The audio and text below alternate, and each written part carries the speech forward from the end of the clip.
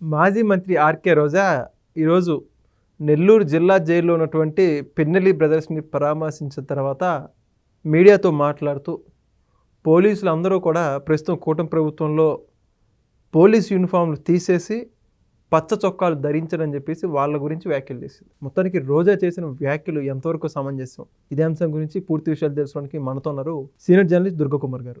Sir నమస్కారం అండి. నమస్తే వెంకట్, మన వీక్షకులు. సార్, ఆర్కే రోజా గారు వైసీపీ హయాంలో మంత్రిగా చేశారు ఈవిడ. అయితే ఇప్పుడు ఈరోజు ఆవిడ పిన్నెల్లి బ్రదర్స్ని జైల్లో ములాఖత్ ద్వారా కలిసిన తర్వాత వచ్చి బయటకు వచ్చి మీటింగ్ పెడుతూ మాట్లాడుతూ అక్రమ కేసులు పెడుతున్నారు పోలీసులు అందరూ అని చెప్పేసి పోలీసుల గురించి కూడా వ్యాఖ్యలు చేస్తూ ఉంది. మొత్తానికి రోజా పోలీసులు చేసినటువంటి వ్యాఖ్యల గురించి మీరు ఏమంటారు? రోజా నేరస్తుల్ని వెనకాల వేసుకు వస్తామని బాహటంగా చెబుతుంది. ఆమె గతంలో కూడా అటువంటి చరిత్ర కలిగిన ఆమె. అందువల్లే నగిరిలో టికెట్ ఇవ్వద్దని చెప్పి సొంత పార్టీ కార్యకర్తలే 2-3 దఫాలుగా జగన్మోహన్ రెడ్డి గారి దగ్గరికి ప్రతినిధి బృందాలుగా వచ్చి వినతి పత్రాలు అందించారు. ఎందుకంటే వాళ్ళు రోజా గారి పంజా దెబ్బతిన్నారు. వాళ్ళు సొంత నియోజకవర్గ సొంత పార్టీ వాళ్ళు. మరి అటువంటి ఆమె నేరస్తుల్ని నేను వెనకేసుకొస్తానని బాహాటంగా చెప్పడంలో ఆశ్చర్యమే లేదు. జగన్మోహన్ రెడ్డి గారే ఒప్పుకున్నాడు అతను ఈవీఎంలు పగలగొట్టిన మాట వాస్తవం అని. ఈవీఎంలు పగలగొట్టడం అనేది ఆమె దృష్టిలో బహుశా చాలా చిన్న విషయమేమో.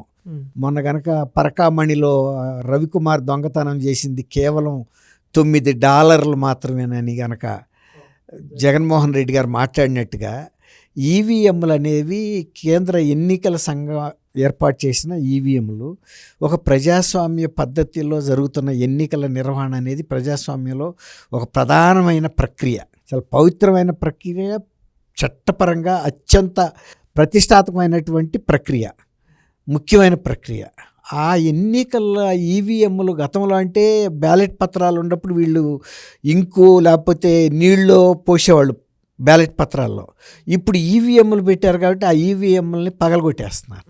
ఆ పగలగొట్టిన పిన్నెల్లి రామకృష్ణారెడ్డిని ఈ వెళ్ళి పరామర్శించి అన్యాయంగా అక్రమంగా కేసులు పెడుతున్నారు, పిన్నెల్లిగా కుటుంబానికి మేము అండగా నిలుస్తాము అంది. పిన్నెల్లికి వెళ్ళి కాదు, చట్ట వ్యతిరేకంగా చేసే అందరి వెనకాల కూడా రోజా గారు నిలబడతారనేది అందరికీ తెలిసిన విషయం. ఆయన అంతకుముందు జైల్లో ఉన్నప్పుడు కూడా ఈ జగన్మోహన్ రెడ్డి గారు ఆయన చేసిన నేరాలను ఒప్పుకున్నాడు.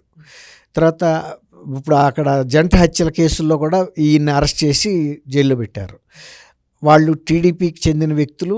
గతంలో కూడా వాళ్ళిద్దరి మధ్యలో కొన్ని వైషమ్యాలు ఉన్నాయి, హత్య జరిగింది. ఇప్పుడు అంతకుల్ని, ఎన్నికల్లో అక్రమాలు చేసిన వాళ్ళని, నేరస్తుల్ని నేను భుజాన వేసుకుని మోస్తానని రోజా అంటే చట్ట వ్యతిరేకంగా చేసిన పనుల్ని సమర్థించే ఆమె మీద ఈమె మీద కూడా చర్య తీసుకోవాలి.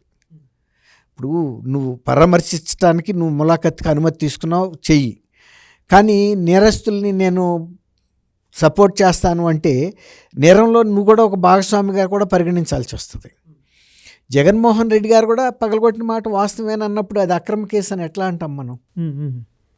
పోలీసులు వైఎస్ఆర్ ప్రభుత్వం హయాంలో వాళ్ళకు ఒక స్టాండింగ్ ఇన్స్ట్రక్షన్ ఏంటంటే, మా వాళ్ళు అన్ని అక్రమాలు చేస్తారు, అన్ని చట్ట వ్యతిరేకమైన పనులు చేస్తారు, మీరు పోలీసులు కేసు నమోదు చేయొద్దు. ఆ రోజున ఇప్పుడు ఈవన్నట్టు పసుపు యూనిఫారాలు కాదు, వాళ్ళకుండా అధికారికి యూనిఫారాలను తీసేసి గోడకు తగిలిచ్చేశారు మేక్కి. వాళ్ళు ఇప్పుడు ఇక వైఎస్ఆర్ ప్రభుత్వంలో పోలీసులు అని వాళ్ళు మర్చిపోయారు. మేము ఏమైనా అక్రమాలు చేస్తే, చట్ట వ్యతిరేక కార్యక్రమాలు చేస్తే, నేరాలు చేస్తే మా బాధ్యత మేము ఎఫ్ఐఆర్ బుక్ చేయాలనేది మర్చిపోబట్టే ఇవాళ అనేక మంది పోలీస్ స్టేషన్కి వచ్చి ఇవాళ చెప్పగలుగుతున్నారు.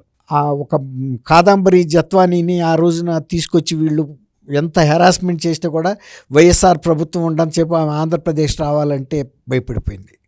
లేటెస్ట్గా పూనం కౌర్ అనే ఒక హీరోయిన్, ఆమెను ఎట్లా బ్లాక్మెయిల్ చేశారు, ఎంత మానసిక క్షోభకు గురి చేశారు. ఆఖరికి ఆమెని ఇతర పవన్ కళ్యాణ్ గారి మీద నిందారోపణలు చేయమని కూడా బలవంతం చేశారు. చేయకపోతే డబ్బులు ఇస్తామని ఆశ చూపారు, పదవులు ఇస్తామని చెప్పారు, ఏదో ఒక విధంగా లొంగ తీసుకోవడానికి ప్రయత్నించారని కూడా ఆమె బాటంగా చెప్తుంది. తర్వాత తను వ్యక్తిగతమైన అంశాలని బహిరంగపరిచి, అంటే అబద్ధాలకు సంబంధించి అసత్యమైనటువంటి విషయాలను చేయటం ద్వారా తన జీవితాన్ని కూడా నాశనం చేశారని కూడా మహిళ చెప్తా ఉంది. అటువంటి వాళ్ళనేమో పార్టీలో పెట్టుకుని ఏదన్నా గనక ఇప్పుడు ఈ ప్రభుత్వం వచ్చిన తర్వాత బయటకు వస్తే వాటిని గనక కేసులు నమోదు చేస్తే అక్రమ కేసులు వీళ్ళని మేము నేరస్తుల తరపున నేను నిలబడతానంటే రోజాని ఎవరు వద్దనగలుగుతారు? ప్రజలు ఉన్నారు, ప్రజలు చూస్తున్నారు ఏం జరుగుతుందో. ప్రజలు ఆల్రెడీ ఒక తీర్పు ఇచ్చారు, ఒక పెద్ద షాకింగ్ జడ్జిమెంట్ ఇచ్చారు. వైఎస్ఆర్సీపీకి జీవితంలో కోలుకోలేని దెబ్బతీశారు. ఎందుకు ఇచ్చేశారు? వాళ్ళు చేసిన తప్పులకి ఇచ్చారు.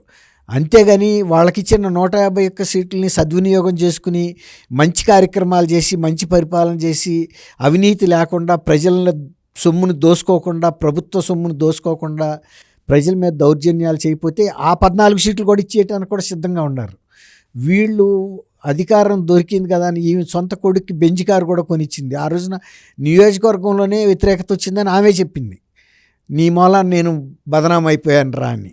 ఇప్పుడు డబ్బు సంపాదించింది ఇసుక వీటిల్లో వాటిల్లో, అది వాళ్ళకి తెలుసు ప్రజలకి. కానీ ఎప్పుడైతే కొనిచ్చిందో ఇంకా అర్థమైపోయింది, అమ్మో ఇవి మామూలుగా సంపాదించలేదని. ఆమె ఒక్కటి సంపాదించిందని మనం అంటలేదు. వైఎస్ఆర్సీపీలో 95% ఎక్కడన్నా ఒక 5% మంచి వాళ్ళు కూడా ఉన్నారు, అందులో కూడా లేరని మనం అన్నాం. కానీ ఎక్కువ మంది, ఎందుకంటే జగన్మోహన్ రెడ్డే ఆ మార్గంలో ప్రయాణిస్తున్నప్పుడు మిగిలిన వాళ్ళు ఎందుకు ప్రయాణించరు? కాబట్టి తను శక్తి మేరకు ఆయన దోసుకున్నాడు, వీళ్ళు ఎమ్మెల్యేలు కూడా దోసుకున్నారు. ఇవాళ ఎంఐ రోజా నెల్లూరు వెళ్ళి ఇచ్చిన స్టేట్మెంట్కి రోజా నైజాన్ని తను అంతకుముందున్న నైజమే ఇవాళ కూడా బయటపెట్టింది. రోజా ఒక పవిత్రమైన వ్యక్తి, లేకపోతే అవినీతి లేని వ్యక్తి, ఈ దౌర్జన్యాలు దాష్టికాలు లేకుండా నగిరిలో ఒక మున్సిపల్ చైర్మన్ పోస్ట్ ఇస్తానని చెప్పి ఒక దళిత మహిళ దగ్గర 40 లక్షలు ఎంత వసూలు చేసింది. వాళ్ళ తమ్ముళ్ళని పెట్టుకుని వసూళ్లకు పాల్పడిందని అందరూ, ఆ అమ్మాయి కూడా బయటపెట్టింది. ఆ ఇవ్వమంటే కూడా ఇవ్వలేదని కూడా బయటకు వచ్చింది. అంటే నగర్ లాంటి వెనకబడిన ప్రాంతం అది, చిత్తూరులో ఒక రకంగా, అక్కడ కూడా ఆమె ఆ దోపిడీని ఆపలేదు. తను ఒక సినిమా రంగం నుంచి వచ్చింది, ఒక స్థాయిలో సంపాదించుకుంది కదా, మళ్ళీ ఇక్కడ కూడా కొనసాగించింది. కనీసం నాకున్నది సంపాదించుకుంది చాలని తృప్తి పడాలి. అట్లా తృప్తిపడి ఉంటే ఇవాళ ఆమెకి అసలు ఓటమి కూడా లేదుగా.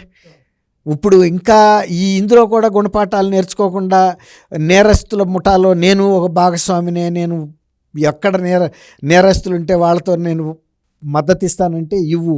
నీ సొంత నియోజకవర్గంలోనే నీకు ఏం తీర్పు ఇస్తారో మళ్ళీ కూడా ఇస్తారు. ఎందుకంటే దేన్నైనా సహిస్తారు కానీ ప్రజలు ఈ విధంగా నేను నేరస్తుల ముఠాతో నే కూడా జాయిన్ అయ్యి వాళ్ళ వెనకాల తిరుగుతానంటే, దొంగలకు సద్దులకు మోసేవాడికి దొంగకి ఏం తేడా ఉంది? దొంగతనం చేసేవాడు వీడు సద్దులు మోస్తున్నాడు, వాడికి సపోర్టరు, అందులో భాగస్వామ్యం. కాబట్టి రోజా ఎటువంటి స్టేట్మెంట్లు ఇస్తే ప్రజలు ఎవరు కూడా ఆశ్చర్యపోయే, మహిళలు కూడా అసలు ఆమెని మహిళా సంఘాల వాళ్ళే చెప్పారు, నువ్వు ఒక మహిళవని చెప్పడానికి కూడా మాకే సిగ్గేస్తుందని ఆమె వాడుతున్న భాష చూసి. చట్టసభల్లో కూడా, బయట ప్రెస్ కాన్ఫరెన్స్లోనూ లేకపోతే చిట్చాట్గా విలేకరులతో మాట్లాడతా కాదు, చట్టసభల్లో కూడా ఆమె బరీ తెగించి మాట్లాడింది. అది రోజా నైజం అంతే. సినిమాల్లోనూ జబర్దస్త్లో ఎలా వ్యవహరిస్తుందో అటువంటి మాటలే మాట్లాడింది. కానీ నేను ప్రజా సభలో ఉన్నాను, నేను ఒక ప్రజాప్రతినిధిని అనే గుర్తు ఆమె మర్చిపోయింది. జబర్దస్త్కి చట్టసభకి తేడా ఏం లేదనేది ఆమె చూపించింది. ఇక ప్రజలు కూడా నువ్వు దీనికి పనికిరావు, జబర్దస్త్కి వెళ్ళమని ఇప్పుడు జబర్దస్త్కి వెళ్తుంది. చట్టసభకి వచ్చే అధికారం కూడా ఇవ్వాలి. పవన్ కళ్యాణ్ గారిని గేటుని తాకనివ్వనుంది. పవన్ కళ్యాణ్ గారు గేటుని తాకటమే కాదు, ఉప ముఖ్యమంత్రిగా ఉన్నాడు, ఈమెకి సభలో సీట్ లేదు. కాబట్టి ప్రజలు ఎప్పుడు కూడా ఇటువంటి మాటలు దురుసుగా మాట్లాడటం, ఇలాంటి వ్యక్తులకి ఎలాంటి గుణపాఠం చెప్పాలో చెప్తారు వెంకట్ గారు. Thank you sir. Thank you Venkat. మన please subscribe to Leo news for more videos.